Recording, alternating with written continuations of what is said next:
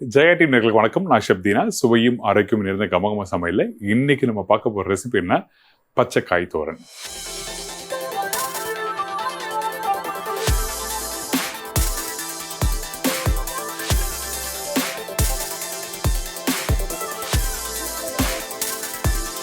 பச்சைக்காய்னா நம்ம வீட்டில் இருக்க இந்த காய்கறி இருக்கு பார்த்தீங்களா, எதெல்லாம் க்ரீனாக இருக்கோ அது பச்சைக்காய் சொல்லுவாங்க கேரளா ஸ்டைலில்.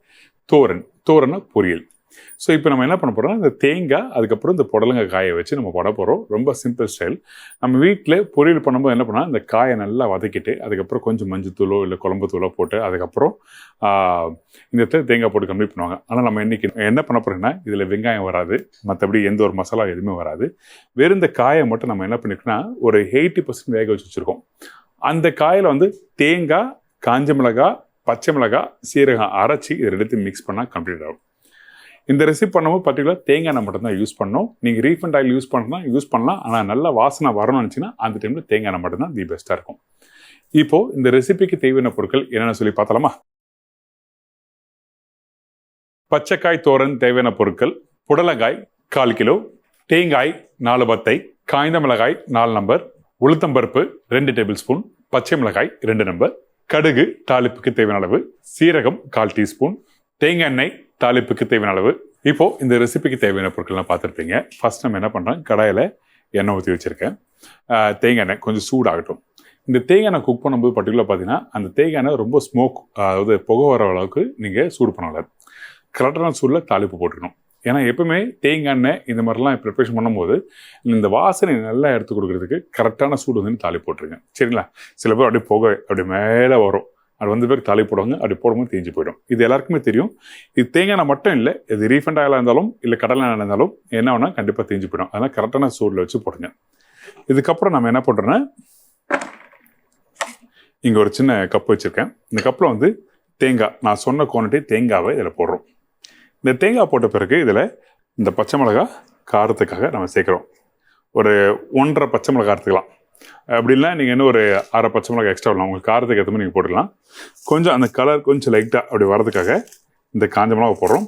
காஞ்ச மிளகாலையும் காரத்தன்மை இருக்குது. இதே குண்டு மிளகாய் இன்னும் காரத்தன்மை இருக்கும். சில மிளகாயில் குட்டி மிளகாய் இருக்கும். அந்த குட்டி மிளகாய் பார்த்தீங்கன்னா ஒரு சின்னது ஒன்று போட்டாலே நல்ல கார சுருக்குன்னு இருக்கும். ஸோ உங்களுக்கு காரத்தன்மை பொறுத்து அதுக்கேற்ற மாதிரி இந்த பச்சை மிளகாவும் காஞ்ச மிளகாவும் நீங்கள் போட்டுக்கலாம். சரிங்களா? இதுக்கப்புறம் இதில் சீரகம், இந்த இதெல்லாம் போட்ட பிறகு நம்ம என்ன பண்ணுறோன்னா, இதை ஃபஸ்ட்டு அரைக்க ஆரம்பிக்கிறோம். இதை அரைக்க கொடுத்துடலாம். அதே டைமில் இன்னொரு முக்கியமான விஷயம் சொல்லிடுறேன். இந்த புடலங்காய் இருக்குல்ல, இந்த புடலங்காய் வந்து நம்ம என்ன பண்ணிங்கன்னா கொதிக்கிற தண்ணியில் போட்டு எடுத்துருக்குன்னா ஒரு 50% அளவுக்கு வேக வச்சு எடுத்துருக்கோம். அது போதும். இந்த மாதிரி தோரன் நீங்கள் சாப்பிடும்போது அந்த தாளிப்புலேயே வந்து அந்த தாளிப்பு போட்டு ஒரு 2 நிமிஷம் வதக்கும் போது அந்த காய் வந்துடும். எப்பவுமே எந்த ஒரு பொரியல் நீங்கள் சாப்பிட்டாலும் அந்த காய் வந்து முழுமையாக வந்து 100% நல்லா வேக வச்சு சாப்பிட வேண்டாம். ஏன் அப்படி சொல்கிறேன்னு கேட்டிங்கன்னா, ஒரு 80% அளவுக்கு நீங்கள் சாப்பிட்டா தான் அதில் இருக்க நியூட்ரிஷன்ஸோ இல்லை அதில் இருக்க சத்து எல்லாமே நமக்கு கிடைக்கும். அதுவும் பர்டிகுலராக இந்த மாதிரி காய்கறியை வந்து பொரியல் நீங்கள் பண்ணும்போது வதக்கி வீட்டில் சமைக்காதீங்க. அதுவும் கொதிக்கிற தண்ணியில் போட்டு வேக வச்சு வடிகட்டியும் நீங்கள் பண்ணக்கூடாது. ஸ்டீம் பண்ணும். வீட்டில் இட்லி சட்டி இருக்குல்ல, அந்த இட்லி சட்டியில் அந்த காயை அப்படி போட்டு கரெக்டாக ஸ்டீம் பண்ணி ஒரு 60 to 70% வெந்த பிறகு அதுக்கப்புறம் தாளித்து நீங்கள் பண்ணினா ரொம்ப நல்லாயிருக்கும். இதுதான் விஷயம். ஏன்னா அப்போ தான் அதில் நியூட்ரிஷன் அது எல்லாமே வந்து நமக்கு கிடைக்கும். சரிங்களா? இப்போ இது அரைச்சி உங்களுக்கு காமிக்கிறேன். இது அரைக்கிற பக்கம் எப்படி இருக்கணும், ஒரு 80 to 90% அரைச்சிருக்கணும். கொஞ்சம் ஒரு என்ன சொல்லலாம், ஒரு குழிக்கரண்டியில் பாதி அளவுக்கு தண்ணி ஊற்றி அரைக்கிறோம். ஏன் தண்ணி ஊற்றுறேன்னு கேட்டிங்கன்னா, பொரியலில் வந்து திருப்பி போடுவீங்க, இல்லை தண்ணி இதுக்குன்னா ஒன்றோட ஒன்று சேர்க்கறதுக்காக இந்த தண்ணி வந்து தேங்காயில் யூஸ் பண்ணுறோம். அதான் விஷயம். சரிங்களா? அரைச்சிட்டு காமிக்கிறேன். இப்போது நம்ம வந்து அந்த தேங்காய், அந்த காஞ்ச மிளகா, சீரகம், அந்த பச்சை மிளகா கொடுத்தோம் பார்த்தீங்கன்னா நல்லா அரைச்சிருக்கோம். அரைக்கும் போது வந்து இதை வந்து நீங்கள் எப்படி பண்ணலாம்னா, கொஞ்சம் அந்த குறை அரைக்கிற பக்குவத்துலையும் அரைக்கலாம். நான் ஏற்கனவே சொன்ன மாதிரி 80% சொன்ன பார்த்தீங்களா, அந்த மாதிரி பக்கத்தை அரைச்சிங்க. கொஞ்சம் தண்ணி அதிகமானாலும் கொஞ்சம் பேஸ்ட் மாதிரி ஆகிடும். சரிங்களா? இப்போது நம்ம அரைச்சி வச்சுருக்கோம். இதுக்கப்புறம் நம்ம என்ன பண்ணுறோன்னா, தாளிப்பு வந்து அந்த தேங்காய் எண்ணெயில் கடுகு போடுறோம். அந்த கடுகு போட்ட உடனே நல்லா பொரிஞ்சு வரும். அந்த டைமில் சீரகம் ரொம்ப ரொம்ப முக்கியம். தேங்காய் எண்ணெயில் இப்படி போட்டால் தான் அந்த அந்த அந்த பொரிஞ்சு நல்லா வரும் எண்ணெய். அதாவது அந்த தேங்காய் எண்ணெய் பொங்க ஆரம்பிக்கும், இந்த மாதிரி இருக்கும். இப்போ சீரகம் போட்டிருக்கோம். இதுக்கப்புறம் உளுத்தம்பருப்பு, இதோட இந்த காஞ்ச மிளகாய். சரிங்களா? இந்த காஞ்ச மிளகாயை உடைச்சி போடுங்க. போட்ட பிறகு வேக வச்சு ரெடி பண்ணி வச்சிருக்க இந்த காய் போட்ட பிறகு நம்ம என்ன பண்ணுறோம், இந்த பச்சை கருவேப்பிலை கொஞ்சம், இதுக்கப்புறம் தேவையான அளவுக்கு கொஞ்சம் உப்பு. இந்த காய் வேகும் போது கொஞ்சம் லைட்டாக உப்பு போட்டுருவோம். பட் இருந்தாலும் வெந்த பிறகு கொஞ்சம் அந்த சீசனிங் கரெக்டாக செக் பண்ணுங்கள். இந்த சீசனிங் செக் பண்ணி முடிச்ச பிறகு நம்ம என்ன பண்ணுறோம், ரெடி பண்ணி வச்சுருக்கேன் இந்த பேஸ்ட்டை நம்ம இதில் போடுறோம். இந்த பேஸ்ட்டை நம்ம போடுறதுக்கு முன்னாடி நம்ம என்ன பண்ணுறோம், அந்த தாளிப்புலேயே அந்த காயை நம்ம என்ன பண்ணுறோம்னா நல்லா மிக்ஸ் பண்ணுறோம். ஏன் அப்படி மிக்ஸ் பண்ண சொல்கிறோன்னா, அந்த தாளிப்பில் நம்ம மிக்ஸ் பண்ணால் மட்டும்தான் அந்த காரத்தன்மை, அந்த தாளிப்போட தன்மை இது எல்லாமே கிடைக்கும். இப்போ இந்த மாதிரி பண்ணிவிட்டு ஒரு 2 செகண்ட் அப்படியே விடுங்க. அதுக்கு பிறகு நம்ம அரைச்சி வச்சிருக்க இந்த தேங்காவை இதில் போடுறோம்.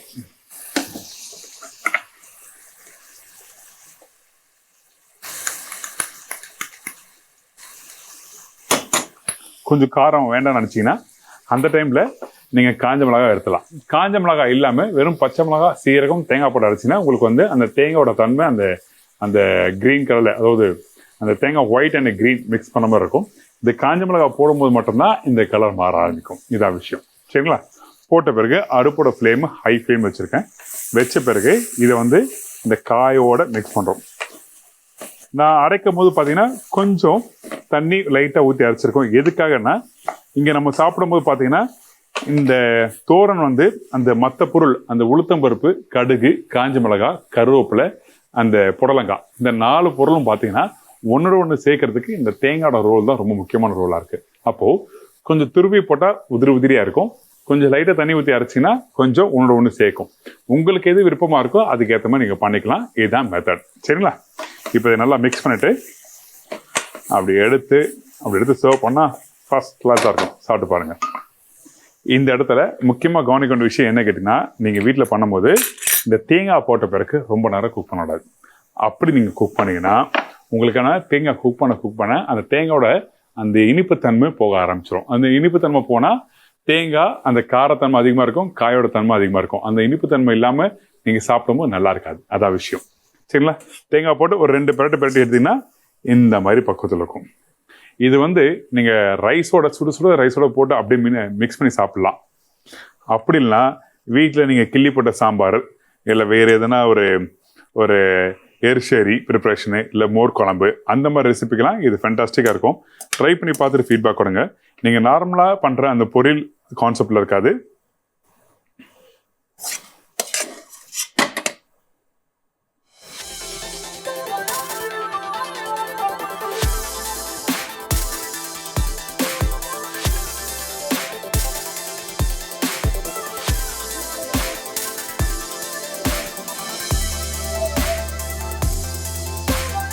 அவ்வளோதாங்க.